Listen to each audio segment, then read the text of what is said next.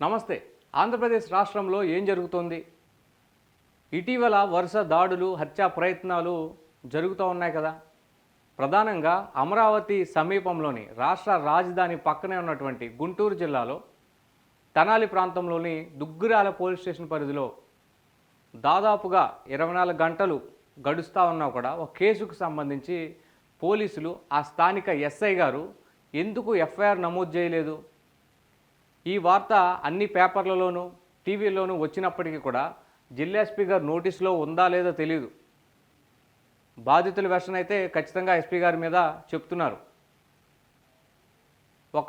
ఒక స్థలానికి సంబంధించి 15 సెంట్ల స్థలం వివాదంలో ఇరు వర్గాల మధ్య జరిగినటువంటి ఘర్షణకు సంబంధించి బాధితులపై అమానుష దాడి జరిగింది. విచక్షణారహితంగా కొట్టారు, నరికారు. 32 సంవత్సరాల కిట్టు అనేటువంటి యువకుడు ఎన్ఆర్ఐ హాస్పిటల్లో చావు బ్రతుకుల మధ్య ఉన్నాడు. ఈ ఘటన రాష్ట్ర వ్యాప్తంగా సంచలనం అవుతున్నప్పటికీ కూడా ఇంకా ఎస్పీ గారు నోరు మెదపలేదు, నిందితులను అరెస్ట్ చేసే ప్రయత్నం చేయలేదు. ఆ ఎస్ఐ గారి దగ్గర నుంచి వివరాలు రప్పించుకున్నారా లేదో తెలియదు, కానీ ఇప్పటివరకు ఎఫ్ఐఆర్ అయితే కట్టిన పరిస్థితి లేదు. ఏం జరుగుతుందో స్పష్టంగా అర్థమవుతుంది. అసలు వివరాల్లోకి వెళ్తే గుంటూరు పేపర్ ఇది, ఈనాడు పేపర్. ఇంటి కోసం కత్తులతో దాడి, 4 గాయాలు, ఒకరి పరిస్థితి విషమం. పెదకొండూరు నుంచి వచ్చిన వార్త. పెదకొండూరులో ఆస్తి వివాదం ఇరు వర్గాల ఘర్షణకు దారితీసింది. 4 కత్తిపోట్లకు గురికాగా 4 కత్తిపోట్లకు గురయ్యారు. ఒకరి పరిస్థితి విషమంగా ఉంది. బాధితుల కథనం ప్రకారం పెదకొండూరుకు చెందిన పట్టెల పద్మావతి, రెడ్ రౌతు నాగమణి అక్కా చెల్లెళ్ళు. పద్మావతి ఇదే గ్రామంలో ఉండగా నాగమణి విజయవాడలో ఉంటున్నారు. తాత ముత్తాతల నుంచి పెదకొండూరులో దాదాపు 15 సెంట్ల స్థలంలో ఉన్న ఇల్లు విషయమై ఇరు కుటుంబాల మధ్య వివాదం నడుస్తుంది. గతం ఎప్పటి నుంచో నడుస్తుంది. పోలీసులు గతంలో కూడా కేసు నమోదు చేస్తారు. ఇప్పుడు ఏదైతే బాధితుడు ఉన్నాడో ఆ బాధితుడికి సంబంధించి, కిట్టు అనేటువంటి యువకుడికి సంబంధించి ఈ ఎస్ఐ రవికుమార్ అంటున్నారు ఆ పేరు. ఆయన చాలా గమ్మత్తైనటువంటి మ్యాజిక్కే చేశాడు. ఆ బాధితుడు 32 సంవత్సరాల యువకుడు 33 సంవత్సరాల క్రితమే, అంటే తాను పుట్టకముందే తల్లి గర్భంలో ఉన్నప్పుడే ఏదో వైలేషన్ చేశాడని, ల్యాండ్ పేపర్స్ మ్యానిపులేట్ చేశాడని ఆయనపై కేసు పెట్టాడు. ఫాల్స్ ఎలిగేషన్ చేసి, ఫాల్స్ ప్రొసీడింగ్స్ చేసి ఆయన్ను గతంలో అరెస్ట్ చేయడం జరిగింది. ఇప్పుడు ప్రస్తుత బాధితుడిని, అంటే ఎస్ఐ గారు ఎవరి వైపు ఉన్నారో స్పష్టంగా అర్థమవుతుంది. ఈ ఇల్లు విషయమై ఇరు కుటుంబాల మధ్య వివాదం నడుస్తోంది. న్యాయస్థానాన్ని ఆశ్రయించారు. ఈ నేపథ్యంలో బుధవారం మధ్యాహ్నం ఇరు వర్గాల మధ్య తీవ్ర ఘర్షణ జరిగింది. కత్తులతో దాడి చేయడంతో పట్టెల సాయికృష్ణ, పట్టెల ఉదయ్ కుమార్, పట్టెల శ్రీనివాసరావు, మట్టా రాజాకు ముఖం, భుజాలు, వీపు, తల మీద గాయాలయ్యాయి. వారిలో సాయికృష్ణకు వీపు మీద నుంచి ఛాతీ వరకు కత్తి లోతుగా దిగడంతో తెనాలిలో ప్రాథమిక చికిత్స అనంతరం మంగళగిరిలోని ప్రైవేట్ ఆసుపత్రికి తరలించారు. నాగమణి, ఆమె భర్త రెడ్రో శ్రీనివాసరావు, సాయితేజ మరో 3 ఎడాపెడా తమపై కత్తులతో దాడి చేసినట్టు బాధితులు తెలిపారు. 2 రోజుల క్రితం ఎస్పీకే తమకు ప్రాణహాని ఉందని ఫిర్యాదు చేసి వచ్చానని పట్టెల శ్రీనివాసరావు చెప్తున్నారు. కాగా రెడ్రో శ్రీనివాసరావు వర్గంలో 2 గాయాలని సమాచారం.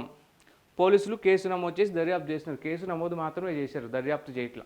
ఎఫ్ఐఆర్ కట్టాల, బాధితులను అదుపులోకి తీసుకోవాలా. మరోవైపు ఎస్పీ గారికి ఫిర్యాదు చేశారు కదా బాధితులు మాకు ప్రాణహాని ఉందని ఎస్పీ గారికి స్పందనలో ఫిర్యాదు చేశారు. ఆ కాపీ కూడా ఉంది, స్పష్టంగా కనిపిస్తుంది. సోమవారం SP office Guntur, grievance number ఇది GNT 2026-08-03-6217. అర్జీ నమోదు 3వ తారీఖు 8వ నెల 2026. అర్జీ విభాగం పేరు పట్టెల శ్రీనివాసరావు, ఫోన్ నెంబరు గుంటూరు మండలం దుగ్గిరాల, గుంటూరు జిల్లా, పెదకొండూరు సచివాలయ పరిధిలోకి వస్తుంది ఈ ప్రాంతం.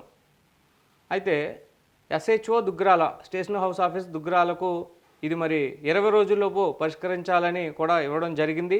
కంప్లైంట్ ఇచ్చి దాదాపుగా 4వ రోజు అవుతా ఉంది. ఇప్పటికీ జరగాల్సిన నష్టం జరిగింది. బాధితులు ముందే మేల్కొని ఎవరిని ఆశ్రయిస్తారు? పోలీసులే కదా, రక్షక భటులనే కదా.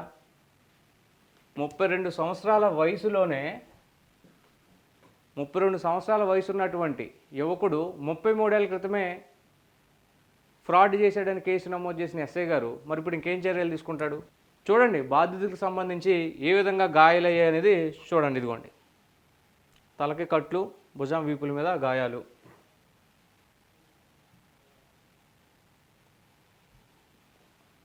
మరొకరు తల పగిలింది.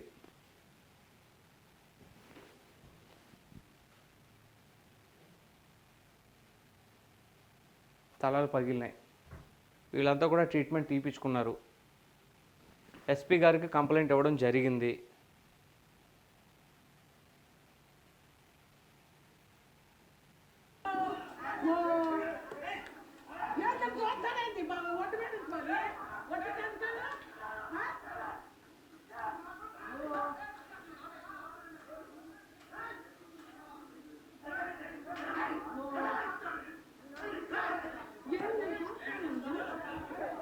ఇది ఆంధ్రప్రదేశ్ రాష్ట్రమా బీహార్ ఎస్పీ గారు చాలా స్పష్టంగా కనిపిస్తూ ఉంది ఘటనకు సంబంధించి.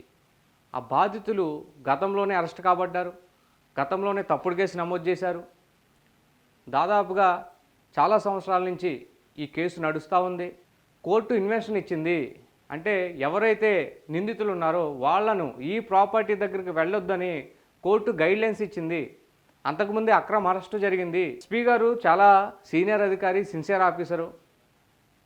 విజయవాడలో సాయికృష్ణ ఘటన లాంటి ఇష్యూస్ రిపీట్ అవ్వకముందే మీ కింది పోలీస్ స్టేషన్లో ఏం జరుగుతోంది, మీరు ప్రతిరోజు నైట్ బ్రీఫింగ్ ఇస్తారు ఎస్పీకి, ఉదయాన్ని కూడా ఏం జరిగిందో ఇస్తారు. ఇంత దారుణంగా వైరల్ అవుతున్న వీడియోలు ఇన్స్టాగ్రామ్లో, సోషల్ మీడియాలో విచక్షణారహితంగా కొడుతున్నారు, చంపేటువంటి ప్రయత్నమే చేస్తున్నారు. కొట్టేటువంటి ప్రయత్నం కాదు, హత్యా ప్రయత్నం స్పష్టంగా జరుగుతుంది. వీడియో ప్రూఫ్లు ఉన్నాయి. ఎస్పీకి ముందు రోజే స్పష్టంగా 2-3 రోజుల ముందే మాకు ప్రాణహాని ఉందని రాతపూర్వకంగా ఇచ్చిన ఫిర్యాదు ఉన్నది. వారంతా గవర్నమెంట్ ప్రభుత్వ హాస్పిటల్లో ట్రీట్మెంట్ తీసుకున్నారు, చావు బతుకుల మధ్య ఉన్నారు. అయినప్పటికీ కూడా ఎస్ఐ ఏ మోటోతో కేసు నమోదు చేయడం లేదు. ఆయన వెనుకున్నటువంటి ఏదైనా శక్తి ఉన్నదా, లేదంటే ఇంకేదైనా ప్రభావం ఉన్నదా? బాధితులు ఫిర్యాదు ఇచ్చినప్పుడు నిజంగా 2 వర్గాల మధ్య ఏదైనా తప్పు కనిపిస్తే ఇరు వర్గాల మధ్య ఎఫ్ఐఆర్లు కట్టాలి.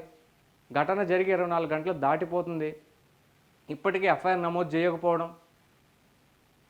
ఈ ఘటన రాష్ట్ర వ్యాప్తంగా సంచలనమై మరో సెన్సేషన్ అయిన తర్వాత డీజీపీ నుంచో ముఖ్యమంత్రి నుంచో ఎస్పీ గారికి చర్యలు తీసుకోమని ఆదేశాలు వచ్చిన తర్వాత అప్పుడు ఈయన చర్యలు తీసుకోవడం కాదు, ఆ ఎస్ఐ ప్రవర్తన పైన, ఆ ఎస్ఐ ఎందుకు బాధితులపైనే కేసులు పెడుతున్నాడు, ఆ ఎస్ఐ న్యాయ ప్రకారం, చట్ట ప్రకారం, పోలీస్ డైరీ ప్రకారం ప్రవర్తిస్తున్నాడా లేదా?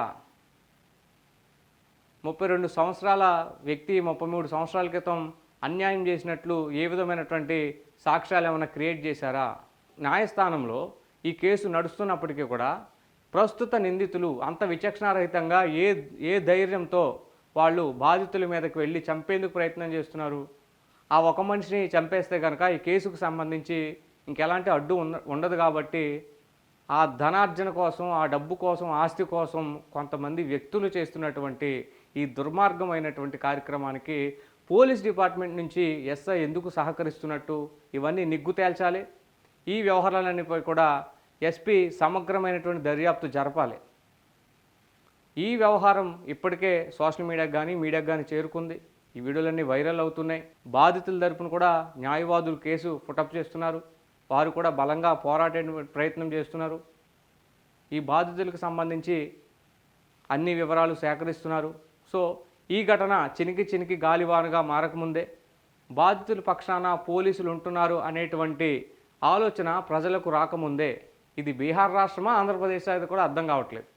ఎంత దారుణంగా పట్టపగలు వచ్చి దాడులు చేసేటువంటి సంస్కృతి తగ్గాలంటే ఇలాంటి నిందితులపైన కఠిన చర్యలు తీసుకోవాల్సిన అవసరం అయితే చాలా స్పష్టంగా కనిపిస్తుంది.